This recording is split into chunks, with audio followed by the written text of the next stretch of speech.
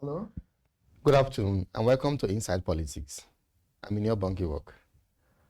Right. This week we'll be taking a look at the Anambra State governorship election won by Charles Soludo on Saturday. All eyes are on him now to surpass his first-time achievement after winning the election over the weekend in a landslide election victory. Soludo polled a total of 422,664 votes to defeat his closest rival and candidate of the All Progressive Congress, Nicholas Okachukwu, who scored 99,444 votes, while the candidate of the Young Progressive Party, Paul Chukwuma, garnered 37,753 votes to place third. Now, yesterday, INEC issued certificate of return to Soludo and his deputy, Oyekachukwu Ibizim. The certificate will be presented to them by the supervising INEC National Commissioner in charge of Anambra State, Kenneth Ikeazu in Oka.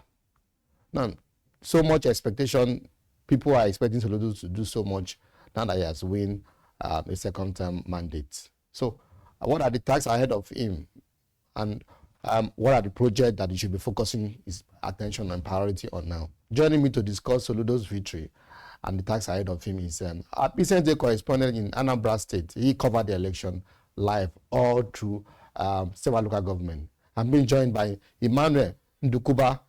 Emmanuel, good afternoon and welcome to the program. Hello. It's good to have you on this program. Hello, Emmanuel. Mr. Emmanuel, good afternoon. Hello, Emmanuel Ndukuba. Hello.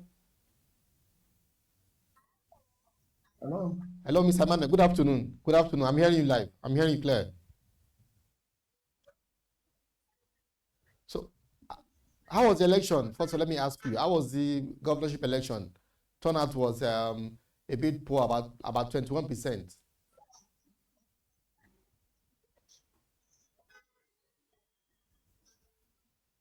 Well, the election has come. Good afternoon, my brother. The election has come and gone. Fortunately, the people have spoken by reporting President Charles Soludo of the All Progressive Alliance, returning him back for the second time. The situation is high, has not so well. Let's hope that we keep on doing that. Especially in the areas of Anambra is controlled by APGA, and they've been winning since 1919, probably from 2003 when the party was formed. But this time around, it appears there was no major, didn't have any major challenge. The PDP candidate who will have been a formidable, who will have posed a formidable challenge to him, actually, it appears what happened prior to the election. He was attacked. That he couldn't walk and he couldn't campaign. It appears he pulled out of the race, and he was left with the only APC candidate. And we saw what happened. It was a landslide victory. Is it that popular? That popular in Anambra? Yeah, something is very, very popular in Anambra. The fact that he also contested under the All Progressive Alliance, which you know that is synonymous with Kemba Newi. Other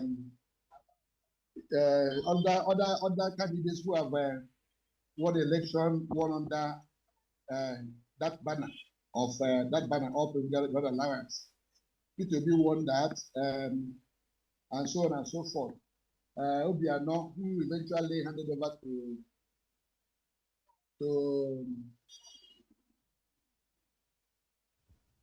Professor Charles Soludo, also won under the banner of APGA. That means that APGA is popular in Anambra State. So anybody who wants to contest election in Anambra State must contest and be sure of victory with under the banner of All Progressive Alliance. You are saying is that even if you are not doing well, even if you as long as you contest under APGA, you are sure of winning election in Anambra. Is that what you are saying? No, not that. At least you must have done so well. In the first term of Dr. Charles Soludo, he did very well, very, very well.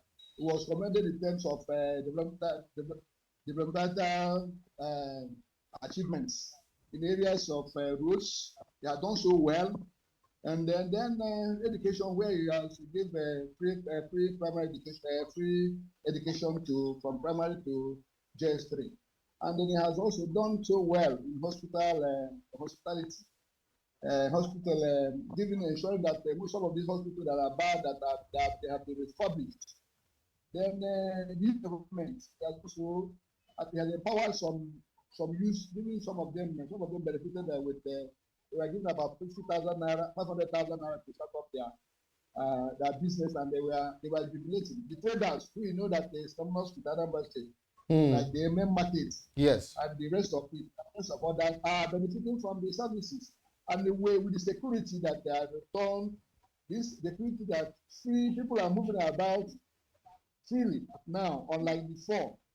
Before when you cannot sleep with your two eyes closed in Anambra State. Let me take you on that insecurity in Anambra. We know what has been the situation over the last few years in Anambra State, and maybe the whole southeast. Insecurity has been a major problem. The sit at home every Monday it's been declared as sit at home, and it has scared a lot of people, a lot of investors to so many states in the southeast. How was he able to resolve that? I know in January this year, he set up the Aguni Chamber Vigilante group, which was launched in January. And although there has been criticism of that Vigilante group, but what we see is that they have been able to check the state of insecurity in the state, and ritual killings and all sorts of things that were seen in Anambra. How was he able to do that? Well, I think it took the bull by the horn by the establishment of Aguni Chamber. People thought that Soludo, as soon as that body that is constituted was used for political medicine, but for the fact that they didn't take part from participating shows that we meant well in the election of Anambra State. And because the fact that the state, as soon as they came into office, they really worked hard, establishing a lot of contacts, holding stakeholders to ensure that when they come to the states, at least people will be able to sleep and then do their businesses. Generally, insecurity is not peculiar to Anambra State. That's what you should know. But as far as I'm concerned, here in Anambra State, people are managing. People are trying to be fair to the government, that the government is trying with the setting up for the security aspect. And also the partnership with the state security and the federal security establishment, and who controls them.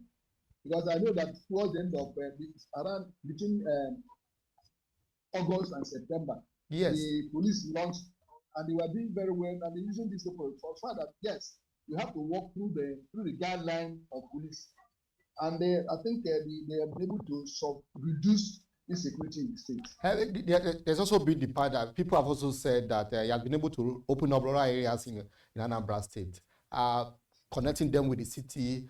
I mean, which has attracted investors in industries. How do you react to that? Is it true? Well, because I know there are cases of flooding. There have been reported cases of flooding in Anambra and some communities in Anambra. How has he been able to infrastructure provision in local communities? How has it done? How has it fared?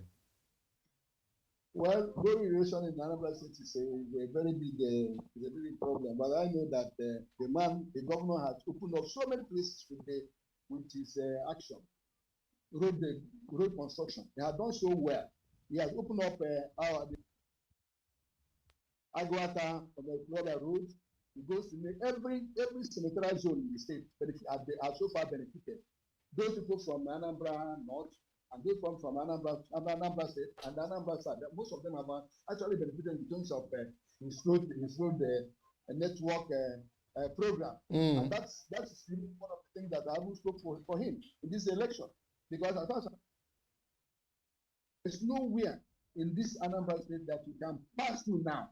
After the other governor, I'm not saying that other governor didn't do well he took over from where they stopped, and I don't know where in terms of good road network in the state.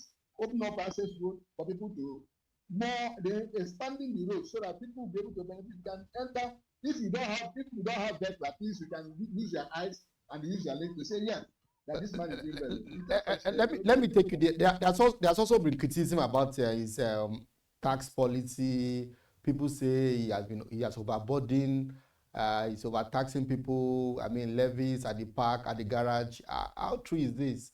And a lot of people here in Lagos tend to see that this Soludo, there was so much promise, considering the fact that when he was the minister he did so much to revolutionize the financial sector in the country. A lot of people expect so much from him, but some say he has not done much in Anambra. How will you rate his administration? Also, the tax issue. Finally. Well, I don't want to criticize Soludo's tax regime because he said he needed money to do work. That if you want him to work, he has to need the money. Yes. And that everybody should be able to contribute financially so that he'll be able to do this job. Well, I think he has started. There are so much complaint that so many people are talking about multiplication of taxes. A lot of ladies here and there, the traders are complaining, the cyclists are complaining, and even the people who live in the areas, they also complain that the money has increased. But he said, if you want me to work and you want me to work for you, you should be able to give me opportunity. By the only way you can give me small money so that I work for you. And you see what you'll be able to realize that at the end of my tenure, if I finish with my tenure, you'll be able to say, yes, my regime has done very well. So in terms of that regime in Anambra State, it's not peculiar. Because if you go to other states now, like in Lagos State and every other place, not the nation state, everywhere, every governor, he's looking for money. He's looking for money, even at the federal level. Yes. Look at the new presidential tax reform committee, set up a commission, set up by the president, which the president has just passed recently. Yes. He discovered that yes, they are talking about giving them money. Even when there are people that complain that this money are not there, they are not seeing what they're using the money for. So let's look at finally, sir. Let's discuss the issue. His relationship with Peter Obi. We know Peter Obi has the presidential ambition in 2027, and recently we've seen Soludo alive with the Tinubu government, the APC. He said his relationship with Tinubu has been there for years, and Tinubu himself seemed to be supporting, though he did not come out openly to support Soludo, but we know that Soludo visited him, and Soludo has supported Tinubu 2027, and this may not go down well with Peter Obi and the Obedient movement. What is the relationship between Soludo now and Peter Obi? We know there may not be a perfect relationship there. Are they friends? Are they? How will you? 2027. What are Anambrans saying on the street now that Peter Obi have said he's supporting Tinubu, and we know your brother is Peter Obi is going for the governor. He's going for the president. I mean.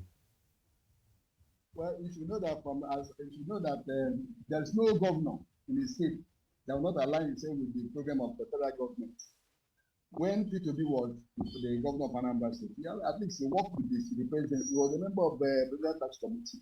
I mean, the Economic Committee 18, and which Soludo was also a member. Peter Obi has always respected Soludo because Soludo was the senior. Anywhere, any function you see Soludo able to be with the governor as a governor, he respected that office so well, and he's also as a senior, as an Igbo man. Peter Obi had always respected his seniors, and he always acknowledged that. Even he says it, and he not only acted, he acted it. So, in terms of the relationship, is cordial. It's political. There is no way it can be that we can be in opposition and I have my own program. I have to campaign and say myself. And they want me to wholeheartedly and say, look, I'm giving you that opportunity so that you say that they are doing you well. I know that in recent time, with the romance, when even in this election, a lot of people are talking about that Soludo has compromised, because during the campaign, the president was never in Anambra State. Even the last the APC last national campaign in Onitsha. Yes. The president was the president. And people are saying in a election where the government, people are thinking that the government and central want to take over Anambra State, that there was nobody that the president didn't come. But the president, those who came to represent, who came, said they were that the governor, the chairman, APC national government, that is governor was also present. So you cannot say that completely that APC was not on ground to support. So what will you? People, a lot of people say they are rivals. Soludo and Peter Obi are rivals. Are people happy with this? Considering that Peter Obi, we know we have presidential ambition in 2027. What are Anambrans saying? If in 2027 the governor decides to support Tinubu and Peter Obi stand as the president, where do you think Anambrans will tend to? Would they support? Would they be happy if the governor is supporting the APC candidate? Finally, that's your 1 minute, please. Our time is up. We're watching the event as it unfolds. You know, I think 2007 is still very far. I know that Peter Obi is trying to strategize. You know, the problem we have with the problem is the crisis in the Labour Party and the ADC, where he also showed interest. I know that with time, that Peter, whether I like it or not, it's all about Peter Obi's election. It's not about Soludo's election in 2047. So I know that those who support, particularly the boss, will always ride around their song. But the Labour Party is dead. Labour Party seems to be dead in Anambra, although Peter Obi seems to be romancing the ADC now. Do you think this will affect his popularity in 2027 in Anambra State? I don't want to say that Labour Party is dead in Anambra State. We are talking about governorship election. I'm not talking about presidential election. And I know that when by between 2027, there will be changes. There are things to work out as events will unfold as far as I'm concerned. All right. And Peter Obi will definitely continue to emerge as him better in the eye of his people. All right. All right. Soludo is under APGA. All right. Peter Obi is going to this in a platform event. I know that the followers must surely go with him. All right. Thank you very much, Emmanuel Ndukuba, BusinessDay correspondent in Anambra State. We've been assessing Soludo's victory and the tax ahead of him as he assumed office for second time. We'll take a short break now. When we come back, our analysts will join us and we look at the crisis within the PDP. The convention arbitrated for 15 and 16 of this month. Is it going to hold? Take a short break and we'll be right back. Join us.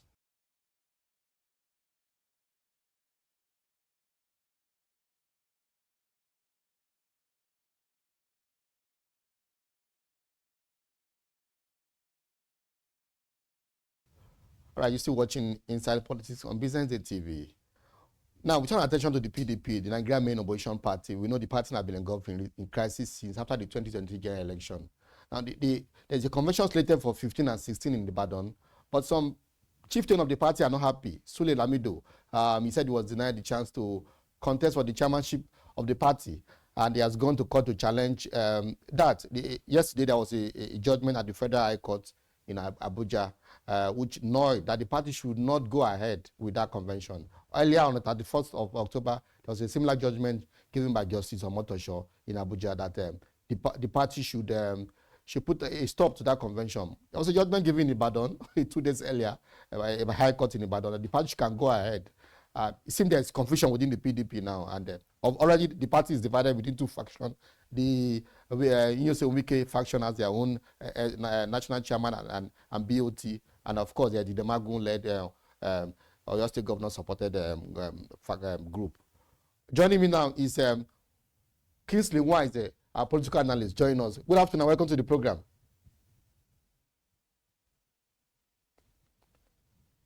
Hello, Mr. Kingsley. I'm here. Okay. All right. What is your take on what is happening within the PDP? There's a court judgment yesterday nullifying the convention.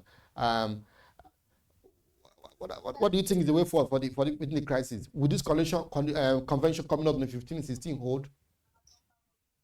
Well, they don't. The truth of the matter is that no matter how passionate they are, no matter how anxious they want to get the party back on the line. Yes. No matter how much effort they are getting towards steaming up the party, the law must take its course. Like I was telling someone the other day, that what is going on in the PDP is no longer mainstream party trying to disintegrate the party. It is more about the key player, the ego of the key players within the party. The fight within the PDP has turned to a personal one between the key gladiators. Are you getting it now? It's no longer an issue or an effort of the mainstream party trying to kill the opposition. I can confidently tell you that it's those who are key players within the PDP that have made effort to send it to hemorrhagic state now. As we are witnessing PDP today, are you getting it now? Having said that, the latest judgment got into the legal effort of former governor of Jigawa State, Sule Lamido.